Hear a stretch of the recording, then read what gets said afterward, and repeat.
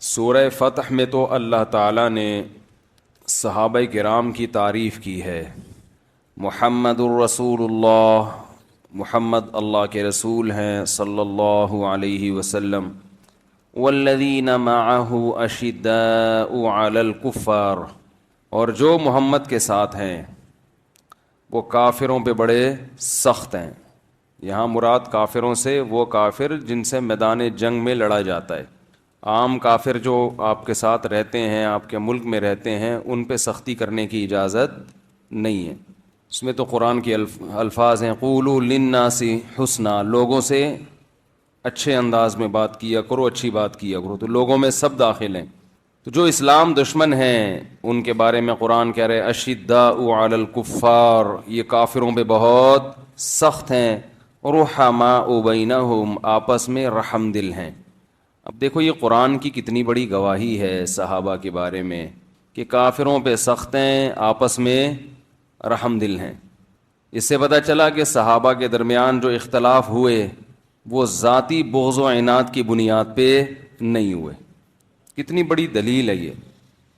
حضرت علی، حضرت معاویہ رضی اللہ عنہما کے درمیان جو جنگیں ہوئیں، اگر ہم کہتے ہیں کہ یہ ذاتی بغض کی بنیاد پہ تھیں تو قرآن تو کہہ رہا ہے رحماء، بول لو نا بھائی، بینہم، آپس میں کیا ہیں؟ رحم دل ہیں. تو اس سے پتہ چلتا ہے کہ یہ لڑائی ذاتی بغض کی بنیاد پہ نہیں تھی. ہر ایک کا ایک موقف تھا جو اس موقف کو درست سمجھتا تھا. اور یہ ہوتا ہے انسانوں میں، اختلاف ہمیشہ سے چلا آ رہا ہے، آج بھی ہے، قیامت تک رہے گا. کہ آپ کا ایک چیز میں ایک موقف ہوتا ہے، دوسرا اس موقف سے اختلاف. اب سوال یہ پیدا ہوتا ہے، بھائی چپ، آواز آ رہی ہے آپ کی، پھر وہی. اب آپ کا ایک موقف یہ ہوتا ہے، آپ سوال ہوگا کہ بھائی ہم اپنے موقف پہ ڈٹ جائیں، دوسرا اپنے موقف میں مگر تلوار تو نہ چلائیں نا. تو اصل میں یہ اختلاف ہی اسی چیز پر تھا کہ تلوار چلائی جائے کہ نہیں چلائی جائے. اس پر کئی دفعہ پہلے بیان ہو چکا ہے تو گلا بیٹھا ہی رہتا ہے رمضان میں، کہ حضرت معاویہ رضی اللہ تعالی عنہ کا موقف یہ تھا کہ حضرت عثمان کے قاتلوں سے قصاص لیا جائے. جب تک قصاص نہیں لیا جاتا حضرت علی کی خلافت کو ہم تسلیم نہیں کرتے. اور جب خلافت تسلیم ہی نہیں کی ہے تو ہمارا شمار باغیوں میں نہیں ہوگا. تو باغی کی ان کی نظر میں جو ڈیفینیشن تھی وہ یہ تھی کہ جو حاکم کے خلاف بغاوت کرے. تو جب ہم نے مانا ہی نہیں ہے، جب حضرت عثمان کے قاتل قتل کیے جائیں گے تو ہم آپ کے ہاتھ پہ بیعت ہوں گے. دوسری طرف حضرت علی رضی اللہ تعالی عنہ تھے جن کا موقف یہ تھا کہ لوگ مجھے خلافت کے لیے منتخب کر چکے ہیں تو حضرت معاویہ کو بھی میرے ہاتھ پہ بیعت کر لینی چاہیے. تو حضرت علی رضی اللہ تعالی عنہ کا موقف درست تھا. جو از روئے شریعت قرآن و سنت کی روشنی میں حضرت معاویہ رضی اللہ تعالی عنہ سے اجتہادی غلطی ہوئی تھی، اس مسئلے میں اجتہادی غلطی ہوئی تھی. تو حضرت علی رضی اللہ تعالی عنہ کے لیے جائز تھا کہ حضرت معاویہ کے خلاف تلوار اٹھائیں. لیکن حضرت معاویہ رضی اللہ تعالی عنہ چونکہ آپ کو ابھی تک خلیفہ ہی نہیں مانتے تھے تو ان کے لیے بھی جائز تھا کہ وہ اپنے دفاع میں تلوار اٹھائیں. فقہی اعتبار سے جائز تھا. جائز کا مطلب کہ انشاءاللہ اللہ کی رحمت سے امید ہے کہ یہ اجتہادی غلطی تھی، اس پر ان کو گناہ نہیں ملا ہوگا. کیونکہ نبی صلی اللہ علیہ وسلم نے فرمایا جب کوئی اجتہاد کرتا ہے فَإِنْ أَصَابَ فَلَهُ أَجْرَانِ، اگر وہ درست نتیجے پہ پہنچے تو 2 اجر ملتے ہیں. وَإِنْ أَخْطَأَ فَلَهُ أَجْرٌ وَاحِدٌ، اگر اس سے غلطی ہو جائے تو بھی 1 اجر ملتا ہے.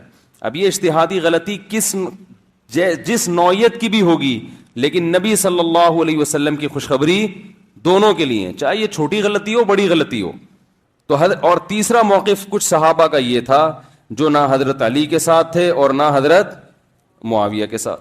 حضرت علی رضی اللہ تعالی عنہ ان کے پاس گئے کہ بھئی آپ ہمارے ساتھ چلیں. تو وہ اپنی تلوار لے کر آئے لکڑی کی. ایک صحابی کہا کہ مجھے نبی نے کہا تھا کہ فتنوں کا دور آنے والا ہے تو اس میں اپنی تلوار لکڑی کی بنا لینا، یعنی کسی کے خلاف تلوار نہ اٹھانا، دونوں طرف مسلمان ہوں گے. تو میں تو اگر آپ کہتے ہیں تو اسی تلوار سے چلتا ہوں. تو اب دیکھو یہ بھی صحابی رسول تھے، ان کا موقف یہ تھا کہ کسی کے خلاف تلوار نہیں اٹھائی جائے گی. تو اب تینوں میں سے صحیح تو ایک ہی ہے نا. اگر حضرت معاویہ کو معاذ اللہ اس میں معاذ اللہ مجرم قرار دیا جائے تو پھر ان صحابہ کو مجرم قرار دینا چاہیے جو دونوں میں سے کسی کی طرف نہیں تھے. ان کو تو کوئی بھی مجرم قرار نہیں دیتا, بلکہ ان کو یہ کہتے ہیں بھائی ان کا موقف یہ تھا ہم نے کسی کے خلاف نہیں لڑنا. حالانکہ جب حضرت علی کو خلیفہ مان لیا جائے تو حضرت علی رضی اللہ تعالی عنہ اگر کسی سے کہہ رہے ہیں کہ میرے ساتھ آ کے لڑو تو اس کی بات ماننا واجب ہے. اور ہمارا موقف یہی ہے کہ حضرت جن صحابہ نے اس موقع پر حضرت علی کا یا حضرت معاویہ کا کسی کا بھی ساتھ نہیں دیا وہ بھی اجتہادی خطا پر تھے, مگر اجر ان کو بھی ملے گا. اس لیے کہ وہ جو حدیثیں تھی فتنے کے بارے میں کہ جب مسلمانوں کی تلواریں آپس میں چلیں گی تو وہ یہ سمجھ رہے تھے وہ اس موقع کے بارے میں ہے. بات آ رہی ہے سمجھ میں؟ تو ہر شخص نے جو اس کو سمجھ میں آیا اس کے حساب سے اللہ کو راضی کرنے کی کوشش کی ہے ہر شخص نے. زبیر ابن عوام عبداللہ ابن زبیر ابن عوام رضی اللہ تعالی عنہ نے جا کے خطاب کیا نا, جب حضرت علی کے لشکر میں تھے, جا کے خطاب کیا کہ لقد علمنا ان فیکم زوجۃ النبی صلی اللہ علیہ وسلم, ہم جانتے ہیں کہ تمہارے درمیان نبی کی زوجہ بھی ہیں. وہ ابتدا میں حضرت معاویہ کی طرف تھیں. اس سے پتہ چلتا ہے کہ کچھ معاملہ اتنا مشتبہ ہوا کہ اتنی بڑی فقیہہ بھی ابتدا میں کس کی طرف ہیں؟ حضرت معاویہ کی طرف ہیں, اتنی بڑی فقیہہ. اور ادھر حضرت علی کی فوج میں یہ صحابی رسول جا کے کیا خطاب کر رہے ہیں کہ ہمیں پتہ ہے کہ تمہارے درمیان پیغمبر کی زوجہ ہیں, لیکن اللہ ہمیں آزما رہا ہے کہ ہم اللہ کے حکم پہ عمل کرتے ہیں یا پیغمبر کی زوجہ کی رعایت کرتے ہیں. کیونکہ اللہ کا حکم کیا ہے جو آج ہم نے سورہ حجرات پڑھی کہ وَإِن طَائِفَتَانِ مِنَ الْمُؤْمِنِينَ اقْتَتَلُوا فَأَصْلِحُوا بَيْنَهُمَا فَإِن بَغَتْ إِحْدَاهُمَا عَلَى الْأُخْرَى فَقَاتِلُوا الَّتِي تَبْغِي, کہ مسلمانوں کی دو جماعتیں لڑ پڑیں تو پہلے صلح کی کوشش کرو, صلح میں کامیاب نہ ہو تو جو باغی جماعت ہے اس کے خلاف تلوار چلاؤ. تو ہم یہ سمجھتے ہیں کہ علی رضی اللہ عنہ برحق خلیفہ ہیں, اب ان کی خلافت کو کوئی تسلیم نہیں کرے گا تو وہ کس میں شمار ہوگا؟ اس کا باغیوں میں. کائن من کان, جو بھی ہوگا ہم اس کے خلاف. تو یہ صحابہ پہ بہت بڑی آزمائش تھی اللہ کی طرف سے, بہت بڑی آزمائش تھی. تو اس آزمائش میں وہ کتنے کامیاب ہوئے یہ ان کا معاملہ اور کس کا معاملہ؟ اللہ کا. اب ہم پر بہت بڑی آزمائش کیا ہے کہ تینوں فریق ہمارے لیے قابل احترام ہیں, تینوں طرف. تینوں کا مطلب حضرت علی کی فوج میں شامل ہونے والے, اس موقع پر حضرت معاویہ کا ساتھ دینے والے, اور وہ فریق جو دونوں سے کنارہ کشی اختیار کیا ہوا تھا. یہ تینوں وہ ہیں جو والذین معہ میں داخل ہیں, جو آج ہم نے سورہ فتح پڑھی کہ وہ لوگ جو محمد کے ساتھی ہیں. کیسا پیارا لقب اللہ نے ان کو دیا ہے, کیسا پیارا لقب دیا ہے. یعنی کتنے اچھے عنوان سے اللہ نے خطاب کیا کہ محمد کی شان بھی بڑی اونچی کہ وہ اللہ کے رسول ہیں. والذین, اور وہ لوگ معہ جو محمد کے ساتھ ہیں. تم دیکھو گے ہر وقت ان کے ساتھ تمہیں نظر آئیں گے, تبوک میں جاتے ہوئے ساتھ نظر آئیں گے, بدر میں ساتھ نظر آئیں گے, احد میں ساتھ نظر آئیں گے, تو ایمان میں ساتھ نظر آئیں گے. تو جو لوگ محمد صلی اللہ علیہ وسلم پر ایمان لائے وہ ادھر کی جانب, اور جو ایمان نہیں لائے وہ دوسری جانب. تو اس طرف کے جتنے بھی لوگ ہیں اشداء علی الکفار رحماء بینہم, وہ آپس میں کیا ہے؟ رحم دل ہیں. تراہم رکعا سجدا, اے مخاطب تو ان کو دیکھے گا کبھی رکوع میں کبھی سجدے میں. یبتغون فضلا من اللہ ورضوانا, اور ہر وقت اللہ کے فضل کی تلاش میں لگے رہتے ہیں, ہر وقت اللہ کے فضل کی تلاش. یعنی اللہ ان کے رکوع اور سجود کے مخلص ہونے کی گواہی دے رہا ہے. میرے اور آپ کا سجدے میں اللہ کی رضا مقصود ہے یا نہیں, اس کا ہم دعویٰ نہیں کر سکتے. میں نماز پڑھتا ہوں, میں یہ دعویٰ نہیں کر سکتا میں اللہ کے لیے پڑھ رہا ہوں. آپ نماز پڑھتے ہیں, آپ یہ دعویٰ نہیں کر سکتے, کوئی دلیل نہیں ہے.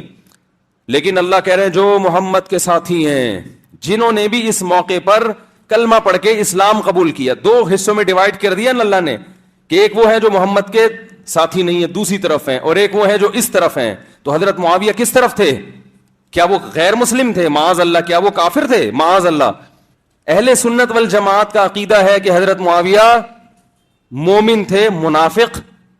منافق تو کافروں میں شامل ہوتا ہے نا. حضرت ابو بکر نے آپ کو کمانڈر بنایا, حضرت عثمان نے آپ کو کمانڈر بنایا, حضرت عمر رضی اللہ تعالیٰ عنہ نے آپ کو کمانڈر بنایا. تو یہ کیا سب منافقین, معاذ اللہ منافقین پر اعتماد کرتے رہے تھے؟ تو جہاں تاریخی روایات ہیں, چاہے وہ خبر واحد ہو, چاہے وہ صحیح حدیث ہی کیوں نہ ہو, لیکن وہ قرآن کی اتنی متواتر بشارت کے مقابلے میں اس کی کوئی حیثیت نہیں ہے. یا تو آپ میں بصیرت نہیں ہے احادیث کا مطلب سمجھنے کی, یا وہ روایت صحیح نہیں ہے. دونوں میں سے ایک بات ہے, اللہ کی کتاب غلط نہیں ہو سکتی. قرآن اتنی تعریفیں کر رہا ہے. تو جیسے یہ صحابہ پر آزمائش تھی کہ اس موقع پر کون اعتدال سے, اور صحابہ نے اعتدال کا دامن نہیں چھوڑا. جنگ ہو رہی ہے اور ایک دوسرے کی شہداء کی نمازیں پڑھائی جا رہی ہیں, ان کا مال غنیمت کے طور پہ استعمال نہیں کیا جا رہا. اور پھر اس جنگ کو حضرت حسن نے ختم بھی کر دیا. حضرت معاویہ رضی اللہ تعالی عنہ کے ہاتھ پہ بیعت ہو کر اس اختلاف کو ختم کر دیا. اس کے بعد کیا ہوا ہمیں اس سے بحث نہیں ہے.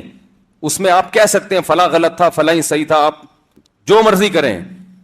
ہم کس کے ذمہ دار ہیں؟ صحابی رسول کے, کیونکہ قرآن کہہ رہا ہے والذین معہ, جو محمد کے ساتھی ہیں, اشداء علی الکفار رحماء بینہم تراہم رکعا.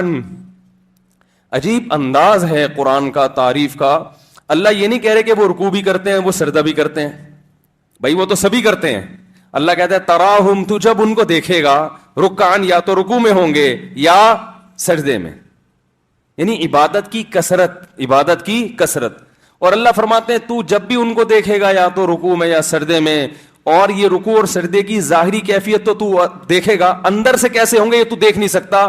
وہ میں تجھے بتاتا ہوں کہ اس رکوع اور سجدے میں یبتغون فضلا من اللہ ورضوانا, اللہ کا فضل اور اس کی رضا تلاش کر رہے ہوں گے. یہ اندر کی چیز ہے جو تجھے نظر نہیں آ رہی, وہ میں تجھے بتاؤں گا.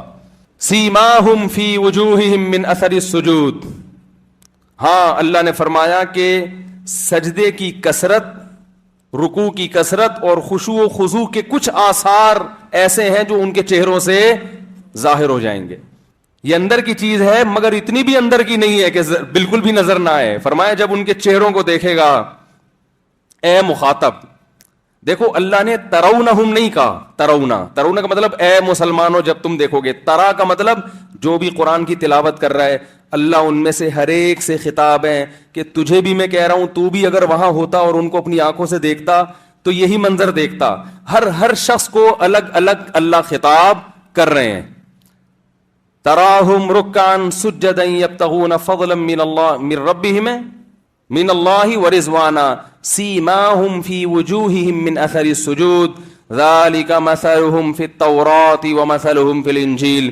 اللہ کہتے ہیں ہم نے موسیٰ پر جو کتاب نازل کی نا تورات, اس میں جو آخری نبی کی بشارتیں تھیں کہ آخری نبی جو آئے گا اس کی کیا علامتیں ہوں گی, تو جہاں اس میں محمد صلی اللہ علیہ وسلم کی نشانیاں تھیں, وہاں یہ بھی تھا کہ محمد صلی اللہ علیہ وسلم کو ساتھی کیسے ملیں گے.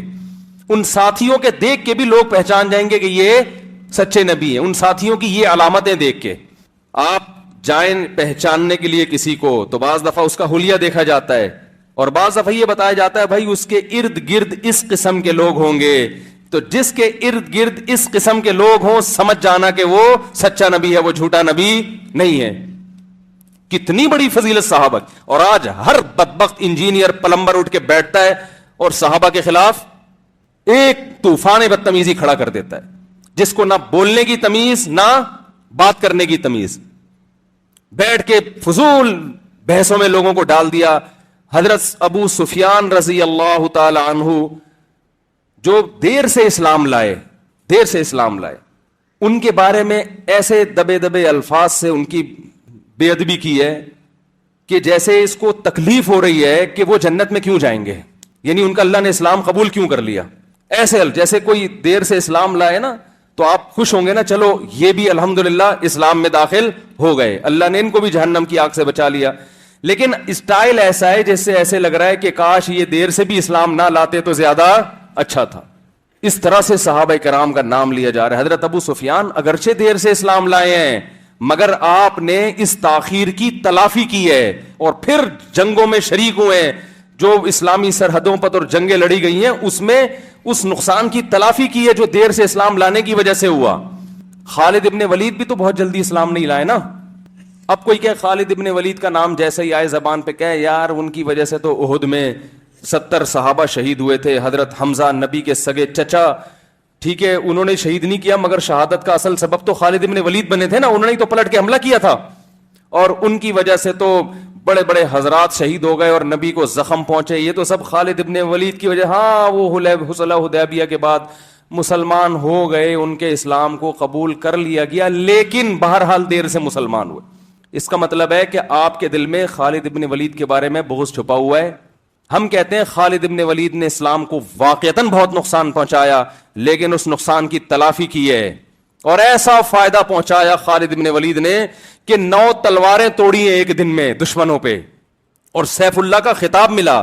حضرت ابو سفیان بھی بہت دیر سے مسلمان ہوئے, بہت اسلام کو حالت کفر میں نقصان پہنچایا, مگر اس نقصان کی تلافی اللہ نے بھی کر دی. اللہ نے ساری خطاؤں کو معاف کر دیا. الاسلام یہدم ما کان قبلہ, نبی نے فرمایا جتنے بڑے بڑے جرائم ہیں نا اسلام ہدم کا مطلب, ہدم کہتے ہیں بڑی دیوار کے گرنے کو. جیسے کوئی بڑی عمارت ہو نا, وہ ایسے ہی نہیں گر جاتی, اس کے لیے بڑی بڑی کرینیں لانی پڑتی ہیں. تو ہدم کا لفظ بتا رہا ہے کہ تمہارے گناہوں کی بڑی بڑی دیواریں بھی اگر ہوں گی, بہت بڑی بڑی عمارتیں بھی ہیں, تو اسلام ان گناہوں کو ایسے گرا دے گا جیسے بڑی بڑی بلڈنگوں کو زمین پہ گرایا جاتا, ختم کر دے گا اسلام.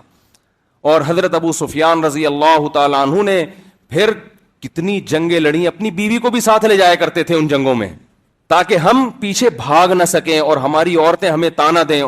تو یہ ساری زندگی ابو سفیان رضی اللہ تعالیٰ عنہ کی. ہمارے نبی نے حضرت ابو سفیان کو کس قدر عزت دی ہے, کتنی عزت دی ہے کہ آپ صلی اللہ علیہ وسلم نے فتح مکہ کے دن اعلان کیا جو ابو سفیان کے گھر داخل ہو گیا اس کو پناہ. کتنی عزت دے رہے ہیں نبی, تو عزت دے رہے ہیں. نبی صلی اللہ علیہ وسلم ان کو مؤلفۃ القلوب میں شامل کر رہے ہیں کہ ابو سفیان آ جائے کسی طریقے سے, اسی لیے چاہ رہے ہیں نا کہ یہ آئے گا تو دین کو فائدہ ہوگا. اس جیسے سردار کا آنا بڑا ضروری ہے, چاہتے گردن اڑا دیتے جا کے فوراً. اور ابو سفیان رضی اللہ تعالی عنہ ہمارے نبی کے سسر بھی ہیں. سسر کا مقام باپ کی جگہ ہوتا ہے نا رشتے کے اعتبار سے. نبی صلی اللہ علیہ وسلم نے فرمایا ان احق الذی اکرم بہ الرجل ابنتہ او اختہ, سب سے زیادہ لائق احترام وہ ہے جس کی بیٹی یا بہن تمہارے نکاح میں. ابو داؤد کی روایت ہے. سب سے زیادہ لائق احترام کون ہے؟ بولو نا بھائی, جس کی بیٹی یا بہن تمہارے نکاح میں. تو ابو سفیان کی بیٹی تھی نا نبی کے نکاح میں, تو نبی اس بنیاد پر بھی ابو سفیان کا احترام کر رہے ہیں. مگر آپ کو حضرت ابو سفیان کی تعریف کرتے ہوئے, احترام سے ان کا نام لیتے ہوئے, ان کو اپریشیٹ کرتے ہوئے پیٹ میں کیا ہو رہا ہے؟ مروڑ ہو رہا ہے. تو یہ اندر کا نفاق ہے, اندر کا بغض ہے صحابہ کرام کے خلاف. جو قرآن و سنت کا لیبل لگا کے حق پرستی کا لیبل اچھا لگایا ہوا ہے آپ نے, وہی ہے کہ وہ چینی کی بوری پہ کسی نے وہ لکھا ہوا تھا, چاول لکھا ہوا تھا, تو کسی نے بولا اندر چینی ہے اوپر چاول لکھا ہوا ہے, اس کہتا ہے مکھیوں کو دھوکہ دینے کے لیے. کیا کرنے کے لیے لکھا ہوا ہے اوپر چاول؟ مکھیوں کو دھوکہ دینے کے لیے. تو لیبل کچھ بھی لگا لیا جاتا ہے, اندر کیا ہے اصل چیز تو کیا ہوتی ہے, بوری کے اندر کیا ہے. تو آپ کے اندر صحابہ کا بغض بھرا ہوا ہے, تو آپ ان کی بھی منفی چیزوں کو, اگر منفی چیزوں کو لاؤ تو کون کہتا ہے کہ صحابہ معصوم تھے, ان سے کبھی خطا نہیں ہوئی؟ کون کہتا ہے بھائی معصوم تھے ان سے کبھی خطا نہیں ہوئی؟ بعض ایسے صحابہ ہیں جلیل القدر جن کا میں نام نہیں لوں گا, بڑی اسلام کے لیے ان کی خدمات ہیں, لیکن زمانہ جاہلیت میں انہوں نے اپنی بیٹی کو زندہ دفن کیا ہے. کتنا بڑا ظلم. اب اگر آپ اس کو لے کے دیکھتے رہو گے تو یہ ایک ہی ان کو بدنام کرنے والا جو ہوگا نا, جو بدنام کرنے کی کوشش کرے گا, یہ ایک جرم ہی کافی ہے. لیکن جب وہ پلٹے ہیں تو ایسی انسانیت کی خدمت کی ہے انہوں نے, ایسی بیٹیوں کی خدمت کی اور عورتوں پر احسان کیا کہ اس کی تاریخ میں مثال نہیں ملتی. تو قرآن کے الفاظ دیکھو, تراہو میں مخاطب, جب تو ان کو دیکھے گا تو کیا دیکھے گا؟ رکعن سجدن, کبھی رکوع میں کبھی سجدے میں, یبتغون فضلا من اللہ ورضوانا, اپنے اللہ کا فضل تلاش کر رہے ہوں گے, اس کی رضا تلاش کر رہے ہوں گے. اور سیماہم فی وجوہہم من اثر السجود, سجدے کے آثار ان کے چہروں سے نمایاں ہوں گے. اور آخر میں اس بات کو اللہ نے بڑے پیارے کلام کے ساتھ ختم کیا, ذالک مثلہم فی التوراۃ فرمایا یہ ان کی مثال ہم تورات میں بھی دے چکے تھے، وَمَثَلُهُمْ فِي الْإِنْجِيلِ، اور انجیل میں بھی عیسیٰ ابن مریم کو بھی ہم نے بتا دیا تھا کہ آخری نبی کی علامات کیا ہوں گی، اس کو ساتھی بڑے خاندانی ملیں گے، کیونکہ حضرت موسیٰ کو جو قوم ملی وہ خاندانی، آواز کو کیا ہو گیا میرے بھائی، اسپیکر بھی تو کوئی خاندانی لے آؤ نا، مجھے بھی ماشاءاللہ یہ خدمت گزار بڑے خاندانی ملے ہیں اور بڑے اچھے ہیں ماشاءاللہ، بہت خدمت کرتے ہیں، لیکن اسپیکر کا مسئلہ حل نہیں ہوتا، واللہ عالم اس کی کیا وجہ، کوئی وائرس ہے کہ ان لوگوں کو کہا گیا ہے کہ آپ مفتی صاحب کی بہت خدمت کریں لیکن مائک ٹھیک نہیں ہونے دینا، باقی ماشاءاللہ ہر چیز میں بہت اچھے ہیں، ایک نمبر لوگ ہیں، سارا دن خدمت کرتے ہیں بغیر کسی معاوضے کے۔ آج میں سوچ رہا تھا، ان لوگوں نے تو مجھے نہیں کہا، آپ لوگ دعا کریں تاخراتوں میں ان لوگوں کے لیے بھی جو پوری دنیا میں بیانات ماشاءاللہ پھیلا رہے ہیں، کوئی میری طرف سے اپریشیٹ نہیں کیا جاتا، کوئی یہ نہیں کہ میں کبھی 50 روپے ان کے ہاتھ میں پکڑا دوں، صحیح ہے نا ٹھیک، ایسے ہی چل رہا ہے حساب کتاب۔ تو ابھی ہم نے ایک آدھ رکھے ہوئے ہیں، ان کو پیسے بھی دیتے ہیں، کہیں اس لیے کہہ رہا ہوں، چھوڑو کس لیے کہہ رہا ہوں، آپ نے کیا کرنا ہے۔ تو کیا کہہ رہا تھا میں، آواز تھوڑی کر دو، کہاں گیا، تو گونج رہی ہے، اچھا تھوڑی سی بڑھا دیں آواز۔ تو قرآن کے الفاظ کیا ہے کہ یہ ہم نے، ہاں میں عرض کر رہا تھا کہ موسیٰ علیہ السلام کو ساتھی صحیح نہیں ملے، کیسا ان پر حضرت موسیٰ نے احسان کیا، اور فرعون غرق بھی ہو گیا تو بھی کہہ رہے ہیں پکڑے گئے موسیٰ، پھر بچڑے کو معبود بنا لیا، اور نہیں کیا کیا، وہ حضرت موسیٰ بالآخر دنیا سے چلے گئے اور اللہ سے آخر میں دعا مانگ کے گئے، اللہ میری اس قوم سے جان چھڑا دے، میری اس قوم سے ففرق بینی وبین القوم الفاسقین، میری جان چھڑا دے، اور حضرت موسیٰ کا انتقال ہو گیا۔ پھر کوئی نبی آئے ہیں جن کی میت میں انہوں نے جہاد کیا جا کے، حضرت عیسیٰ کو اچھے بھی ملے برے بھی ملے، اس میں وہ بات نہیں تھی جو حضرت عیسیٰ کے حواری تھے، لیکن محمد صلی اللہ علیہ وسلم کو جو ساتھی ملے، قرآن کہتا ہے کہ آخری نبی ہیں تو ساتھی ان کو کیسے دوں گا، خاندانی، اور ان ساتھیوں میں حضرت علی بھی تھے جو یقیناً صحابہ میں بہت افضل ہے، حضرت معاویہ سے بہت زیادہ افضل مقام ہے حضرت علی کا، اہل سنت والجماعت کا عقیدہ ہے، لیکن ان میں انہی ساتھیوں میں حضرت معاویہ بھی تھے، حضرت ابو سفیان بھی تھے، مغیرہ ابن شعبہ بھی تھے رضی اللہ عنہم اجمعین۔ تو ان کی اگر ان سے کوتاہیاں ہوئی ہیں تو یہ اجتہادی خطائیں ہیں، جس میں بہت بڑا طبقہ، صرف اگر آپ معاذ اللہ حضرت معاویہ کو برا کہتے ہو تو صرف حضرت معاویہ نہیں آتے، بڑے بڑے جو صحابہ حضرت معاویہ کے ساتھ تھے سب لپیٹ میں آتے۔ اسلم یہی ہے کہ اپنی زبانوں کو ان بزرگوں کے خلاف اور ان صحابہ کے خلاف جو ہے ان کی برائی میں استعمال ہونے سے بچایا جائے، اس سے عبادت کا نور ختم ہو جائے گا، اور یہی اہل سنت والجماعت کا ہمیشہ سے عقیدہ چلا آ رہا ہے، ہمیشہ سے۔ عقائد کی کتابوں میں لکھا ہوا ہے کہ مشاجرات صحابہ، جو صحابہ کا آپس میں اختلاف ہوا، اللہ کے حوالے کر دو، ہم چھوٹے لوگ ہیں، بڑے لوگوں کے ان معاملات میں دخل اندازی کو ہم پسند نہیں کرتے، اور وہ جب ایک چیز ختم ہو گئی ٹھیک ہے، اس کے اثرات رہے، وہ اثرات منفی اثرات رہے، اس کا امت کو نقصان ہوا، اسی اثرات کی بیس پہ تو ہم کہتے ہیں کہ غلطی بہرحال کس کی تھی، حضرت معاویہ کی تھی، میں اجتہادی خطا پر تھے، جان کر ان سے یہ غلطی نہیں ہوئی ہے۔ تو اگر آپ کہتے ہیں میری سمجھ میں نہیں آتا، تو بھائی وہ ان کی سمجھ میں وہ نہیں آ رہے تھے، اور ایک گروہ صحابہ کا ایسا تھا جن کی سمجھ میں دونوں نہیں آ رہے تھے ٹھیک ہے نا، تو سمجھ کے بارے میں تو یہ ہوتا ہے نا کہ آپ کی سمجھ میں ایک چیز آئے دوسرے کی نہ آئے۔ اور پھر قرآن نے کیا کہا آخر میں سورہ فتح کے، اللہ نے فرمایا كَزَرْعٍ أَخْرَجَ شَطْأَهُ فَآزَرَهُ فَاسْتَغْلَظَ فَاسْتَوَىٰ عَلَىٰ سُوقِهِ يُعْجِبُ الزُّرَّاعَ لِيَغِيظَ بِهِمُ الْكُفَّارَ۔ فرمایا محمد کے ساتھیوں کی ایک مثال جو ہم نے انجیل میں بیان کی ہے، فرمایا جیسے ایک کوپل باریک سے نکلتی ہے، طوفان سے کسان جو ہے اس کو ہواؤں سے بچاتا ہے، باڑ لگا دیتا ہے کانٹوں کی، کس طرح سے اس کو میں جو ہے یہ حفاظت کروں پرندوں سے، تو کیسی اس کے جو ہے نا وہ بہت حفاظت کرتے کرتے اپنے ہاتھوں سے اس کو سینچتا ہے، اور پھر بالآخر وہ تناور درخت میں تبدیل ہو جاتی، اس کی جڑیں مضبوط ہو جاتی ہیں، اس کے بعد وہ دوسرے کسان اس کو دیکھ کر حسد کرنے لگتے ہیں۔ جب وہ ننھے پودے تھے ان کو دیکھ کر کسی کو جیلسی نہیں ہوتی تھی، لوگ کہتے تھے ان کو تو ایک ٹھوکر مارو اڑ جائیں گے، لیکن اللہ فرماتے ہیں جب وہ تناور درخت میں تبدیل ہو جاتے ہیں اور ان کی جڑیں مضبوط ہوتی ہیں، یعجب الزراع لیغیظ بہم الکفار، تو دوسرے کسان اس کو دیکھ کر حسد کرنے لگتے ہیں کہ یہ تو بڑے طاقتور ہو گئے۔ تو اللہ تعالیٰ کہتے ہیں کہ محمد صلی اللہ علیہ وسلم کے ساتھی بھی پہلے بلال حبشی کی شکل میں، ابو بکر کی شکل میں، 2 4 6 8 جو معمولی کونپلے ہیں، بلال حبشی کے سینے پہ پتھر رکھے جا رہے ہیں، وہ آہ نہیں کر سکتے، وہ احتجاج نہیں کر سکتے. کوئی اس قوم پہ حسد کرنے والا نہیں تھا، ترس کھانے والے تھے کہ خباب ابن ارت کو لٹایا جا رہا ہے انگاروں پہ، تو کیا بیچارہ اپنا دفاع کریں گے. ترس کھانے والے بہت تھے. حسد تو اس پہ کیا جاتا ہے نا جس کے پاس کچھ ہو، لیکن اللہ فرماتے ہیں پھر ایسا تناور درخت ہم نے بنا دیا. خلفائے راشدین کی خلافت دیکھو، پھر حضرت معاویہ کے دور میں آپ دیکھیں کہ جو بحری بیڑا بنا ہے اور بہت بڑی دنیا پر مسلمانوں کی حکومت قائم ہوئی ہے. تو اللہ فرماتے ہیں صحابہ کے ذریعے میں نے اس دین کو کیا بنا دیا؟ تناور درخت بنا دیا. اب دنیا دیکھ کے حسد کرنے لگی، جلنے لگے، انہی صحابہ سے جلنے لگے، انہی صحابہ سے جلنے لگے.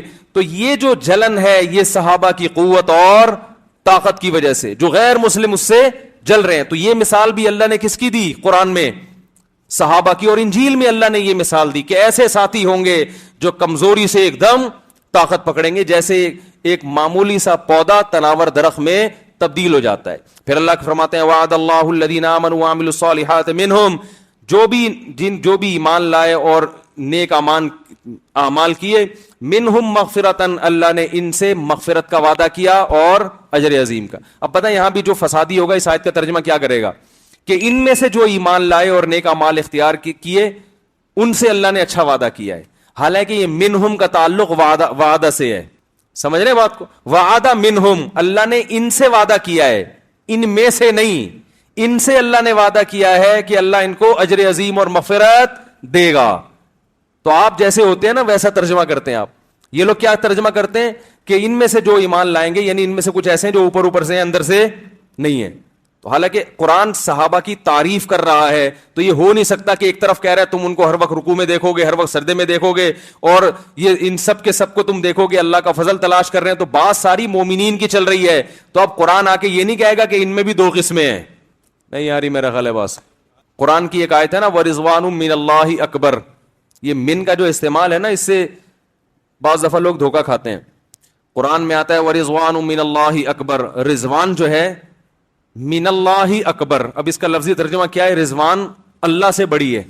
وَرِضْوَانٌ مِّنَ اللَّهِ، من عربی میں کہتے ہیں جیسے دین، بیٹر دین دس، یہ اس سے بہتر ہے. تو قرآن میں آتا ہے وَرِضْوَانٌ مِّنَ اللَّهِ اکبر، رضوان اللہ سے کیا ہے؟ بولو نا بھائی. رضوان رضا کو بھی کہتے ہیں. تو مجھے یاد ہے میں پہلا سال تھا میرا مدرسے میں، ہمارے استاذ نے کچھ لڑکوں کو بلایا جو پرانے ہو گئے تھے، پرانے سے مراد یعنی سینئر تھے، ٹھیک. ان سے کہا کہ وہ بعض گاؤں کے دیہاتی تھے، ان سے بولا کہ یہ جو رضوان من اللہ اکبر اس کا ترجمہ کیا ہے؟ تو انہوں نے کہا رضوان جو ہے وہ اللہ سے بڑا ہے. پھر انہوں نے کہا کہ ترجمہ تو یہ بنتا ہے کہ کوئی رضوان فرشتہ ہوگا جو اللہ سے معاذ اللہ بڑا ہوگا. کہہ رہے مطلب تو کفری ہے لیکن مطلب اس کے علاوہ کوئی بنتا نہیں. اب کنفیوز ہو گیا کہ یار رضوان اللہ سے بڑا کیسے ہو گیا. تو مجھے بلایا، میں تو پہلی درجے میں تھا بالکل، تو مجھے بلا کے پوچھا اس کا کیا مطلب. میں نے کہا رضوان من اللہ، وہ رضوان جو اللہ کی طرف سے ہو، وہ اکبر، وہ سب سے بڑی چیز ہے. نہیں یاری بات سمجھ، رضوان رضا کو بھی کہتے ہیں نا، رضوان من اللہ ہی جو اللہ کی طرف سے ہو، اکبر وہ سب سے بڑی ہے، یعنی اللہ کی جو رضا ہے وہ سب سے بڑی ہے. تو یہ من کو دائیں بائیں کرنے سے ترجمہ کیا ہو جاتا ہے؟ تو انہوں نے مجھے بڑی خاندانی قسم کی شاباش دی ماشاءاللہ، ابھی تک مجھے یاد ہے، وہ الحمدللہ بھول گئے ہوں گے. تو ایسی چیزیں انسان یاد رکھتا ہے نا جو مارکیٹ میں اس قسم کی چیزیں. اپنے طالب علمی کے ایک جب شو بازی پہ آئے تو تھوڑی ایک اور شو کا واقعہ سنا دوں. جب شو مارنے پر آئے تو پھر کچھ شو تو مرے صحیح طریقے سے. میں ایک دفعہ دور حدیث میں تھا تو مجھ سے ایک حدیث کا سوال پوچھا ہمارے استاذ نے. وہ حدیث میں آتا ہے کہ جس نے جھوٹا خواب گڑھا، جھوٹا خواب سنایا تو اس کی بڑی سخت سزا ہے. اس کو اللہ تعالیٰ جو کے 2 دانوں میں گرہ لگانے کا حکم دیں گے جو ناممکن ہے، یعنی ایسے کام کا حکم دیں گے جو ممکن نہیں. تو خواب جھوٹا سنانا بہت بڑا جرم ہے. تو ہمارے استاذ نے مجھ سے سوال پوچھا، دور حدیث کا امتحان تھا، کہ عام جھوٹ بولنا بھی گناہ ہے تو جھوٹا خواب زیادہ بڑا گناہ کیوں ہے؟ یعنی جھوٹا خواب سنانا یہ اتنا بڑا جرم کیوں ہے؟ عام جھوٹ کی نسبت اس کا جرم زیادہ کیوں ہے؟ اچھا میں نیچے دیکھ رہا تھا تو ان کو یہ شبہ ہوا کہ کہیں یہ حدیث کی کتاب میں جواب تو نہیں تلاش کر رہا. تو خیر میں نے جب نظر اٹھائی، میں سوچ میں پڑا ہوا تھا، تو میں نے نظر اٹھائی تو میں نے جواب دیا ان کو. میں نے کہا بھائی حدیث میں آتا ہے، دوسری حدیث میں آتا ہے کہ خواب نبوت کا 46واں حصہ ہے. خواب نبوت کا 46واں حصہ. تو اگر کوئی جھوٹا خواب سنائے گا تو یہ ایک طرح سے کس پہ جھوٹ باندھ رہا ہے؟ اللہ پہ، کیونکہ اس میں نبوت کا شائبہ، وحی کا شائبہ ہے. تو جیسے کوئی پیغمبر اللہ پہ معاذ اللہ جھوٹ باندھے جو کہ ممکن نہیں ہے، تو قرآن کہہ رہا ہے کہ ہم اس کی شہرک کاٹ ڈالیں گے، کیونکہ یہ عام جھوٹ نہیں ہے بلکہ یہ اللہ کی طرف نسبت. تو خواب بھی نبوت کا 46واں حصہ ہے، تو اس میں بھی خدا کی طرف جھوٹ کی نسبت ہو رہی ہے. انہوں نے کہا دیکھا ہے تم نے یہ جواب؟ میں نے کہا نہیں دیکھا نہیں ہے. انہوں نے کہا اس کا مطلب پھر سبق میں جو یاد تھا؟ میں نے کہا جی، حالانکہ نہ مجھے سبق کا یاد تھا نہ اس وقت دیکھا تھا، اس وقت میرے دماغ میں یہ بولو بھائی جواب آیا تھا. لیکن میں نے کہا اگر میں کہوں گا ابھی دماغ میں آیا، استاذ کو یقین نہیں آئے گا، بڑا فنٹر بن رہا ہے آج کل. تو میں نے پھر یہی بولا، میں نے کہا ہاں وہ سبق میں ہی ہے، لیکن میں نے اس وقت نقل وقل نہیں ماری تھی، دیکھا نہیں.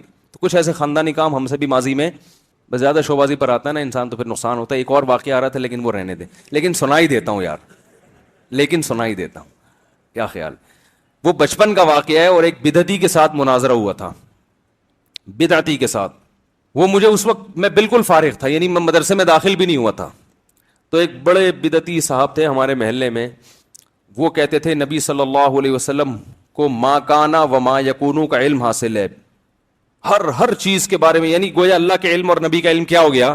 برابر ہو گیا. اللہ نے دے دیا ہے آپ کو سب چیزوں کا علم. تو ہم چلے گئے، بچے تھے، ہم نے ان سے پوچھا جا کے کہ حضرت یہ تو آپ کہہ رہے ہیں سب کچھ ہی پتہ چل گیا ان کو، تو اس کی دلیل کیا ہے؟ انہوں نے قرآن کی آیت پڑھی، وما هو علی الغیب بضنین، ہمارے نبی غیب پر بخیل نہیں ہے. یعنی اللہ نے جو نبی کو غیب کا علم دیا تو ہمارے نبی اس میں بخیل نہیں ہے. بخل کہتے ہیں نا کہ اپنے پاس رکھ لینا چیز کو سنبھال کے، بخیل نہیں ہے، سخاوت کرتے ہیں اس علم میں. تو میں نے فوراً ان کو جواب دیا، میرے دماغ میں اس کا جواب، میں نے کہا بھائی اس سے کلی علم، سارا علم غیب مراد نہیں ہے. کہنے لگے کیوں؟ میں نے کہا اگر سارا علم غیب مراد ہوتا تو نبی پھر سارا علم غیب امت کو دیکھ کر جاتے. اگر کچھ اپنے پاس رکھتے تو بخل لازم آتا کہ نہیں آتا؟ تو قرآن تو کہہ رہا ہے وما هو علی الغیب بضنین. یہ تو بعد میں پھر میں نے گرامر پڑھی تو اور کچھ اس میں نقطے نکلے، جب اس وقت تو مجھے کچھ بھی نہیں آتا تھا، یعنی گرامر میں پتا چلا اس میں تو آتا ہے ذرہ برابر بھی بخل نہیں کرتے. بضنین میں بات تاکید کے لیے، ما ہوا علی الغیب بضنین، نبی کو اللہ فرماتے ہم نے جو غیب دیا اس میں ذرا بھی بخل کا سے کام نہیں لیتے. سارا امت کو کیا کر دیا آپ نے؟ بانٹ دیا، کچھ بھی نہیں، یعنی اس میں بخل نہیں کیا آپ نے. تو میں نے کہا اگر اس سے کلی علم غیب مراد ہوتا تو پھر نبی صلی اللہ علیہ وسلم امت کو بھی عالم الغیب بنا کے جاتے. تو اس سے کلی علم غیب نہیں ہے، جتنا جو جزوی علم غیب اللہ نے اپنے نبی کو دیا جو اللہ کے علم کے مقابلے میں یقیناً کم تھا، ہمارے مقابلے میں تو بہت ہے. تو ہمارے نبی نے جو علم غیب اللہ نے بانٹنے کو کہا امت کو، اس میں نبی نے بخل سے کام نہیں لیا. تو شریعت کی جتنی ضروری چیزیں تھیں، قبر کے احوال، قیامت کے احوال، جو بھی اللہ نے نبی صلی اللہ علیہ وسلم کو بتائے، اور وہ ایسی باتیں جن کا امت کے عملی زندگی سے یا دین کی زندگی سے تعلق ہے، تو اس میں نبی نے ذرا بھی بخل سے کام نہیں لیا، اور وہ سارا امت کو دے کر گئے نبی صلی اللہ علیہ وسلم. جیسے حکیم لوگ ہوتے ہیں نا، بہت اچھے اچھے نسخے اپنے ساتھ قبر میں لے کے چلے جاتے ہیں، یہ بخل ہو گیا نا.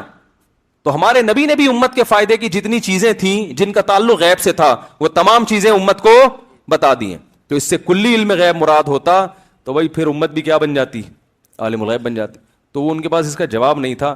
لیکن جب ہم افسوس کی بات، جب ہم ان سے بات چیت کر کے باہر نکلے تو ہماری گاڑی پر ٹھپے لگے ہوئے تھے کہ ہم بھی وہ ہو چکے ہیں.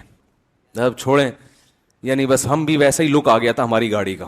انہوں نے لگا سارے اسٹیکر چپکا دیے تھے ہماری گاڑی پر، اور ہم جب واپس آ رہے تھے نا تو ایسا لگ رہا تھا کہ ہم کیا ہو گئے ہیں؟ وہ ہو گئے ہیں. لیکن ہم نے عزت اسی میں سمجھی کہ فی الحال یہاں سے نکلو، یہ اسٹیکر وہاں جا کے اتار دینا گھر جا کے. تو انہوں نے زبردستی تھوپ دیا ہمارے سر پہ نا وہ اپنا وہ سارے سب چیزیں. خیر کہاں سے کہاں بات چلی گئی. تو صحابہ سے محبت جو ہے یہ ہمارے ایمان کا حصہ ہے. سمجھ رہے ہو؟